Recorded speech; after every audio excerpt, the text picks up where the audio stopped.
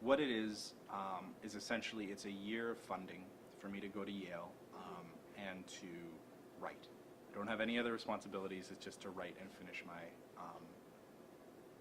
my PhD, finish my dissertation. And I think the one requirement I have is that I need to, at some point, to present my research, and so I'll be doing that. But yeah, there's no teaching responsibilities. There's no. It's just a research, dissertation writing research fellowship. So I just get to yeah. I'm doing my PhD. Originally, I kind of wanted to do contemporary politics. I'm trained as a political theorist. That's social and political thought has kind of been what I've done up until this point. And when I started looking at kind of contemporary Métis politics, I find myself constantly looking to the 19th century and what was happening in the 19th century that kind of sets up the context that we live in now. And so more and more as I was doing this, I started to really take issue with the way Métis history has been presented. And so by and large, Métis history is written by non-Indigenous people, by non-Métis, people that, are thinking. Louis Riel's execution fundamentally changed the politics of Canada. It killed the Conservative Party in Quebec and created the Liberal dynasty that basically survived till 2005. And so a lot of interest in Métis politics has been from people who are trying to understand that element. So how the political dynamics of Ontario and Quebec were altered by essentially Louis Riel's execution and the events that led up to Louis Riel's execution. But if you're interested in looking at Métis history from a Métis perspective for Métis purposes, there's not a lot out there.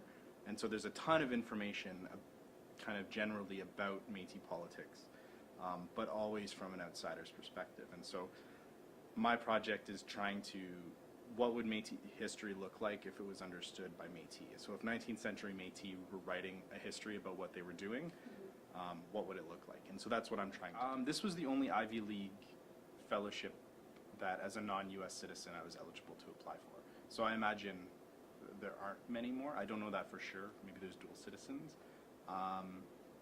It's interesting because typically in North America, at least with Canada and the US, Indigenous studies tends to ignore that border. Not as much as we probably should, but it's something we've tried to ignore.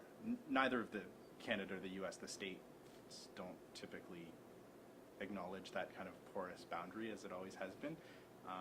But it's something that I think a lot of programs have tried to get around. I know iGov takes a lot of students from the States, and I mean, it's always hard with the visas and everything, and the governments don't make it easy. But it is something that I think more and more we're going to see in the academy, that kind of, people will come here and people from Canada will move down to the States to pursue education, because there's a lot of commonality. And I mean, with so many nations too, the border cuts through our territory, and so half of us are on one side, half of us on the other. Even Métis, there's kind of an emerging field in Indigenous studies, and even kind of in the practical everyday politics, an emerging sense of Métis-ness in the States, as all these Métis communities are kind of organizing, becoming more visible to outsiders and to kind of organize politically.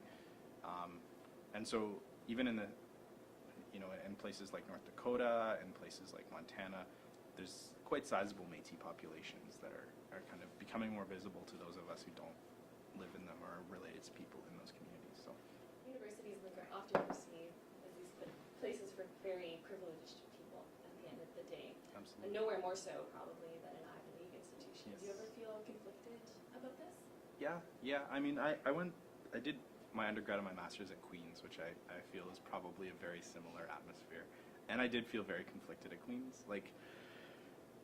Some of it is really amazing. Those schools tend to have a lot of camaraderie, and that kind of elite status can really make for a stronger community. But there's also a very conservative element. And I imagine Yale is probably the same as Queen's, and that's kind of what I'm going off of, in that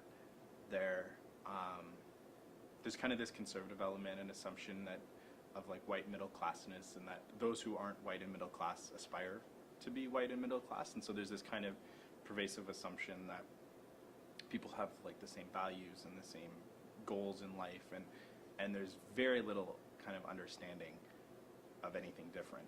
And as soon as people present something different, people, I think, have trouble with that challenge. They see it as a challenge to them, rather than being just an alternative way of living that is okay and just as valid as any other way of living.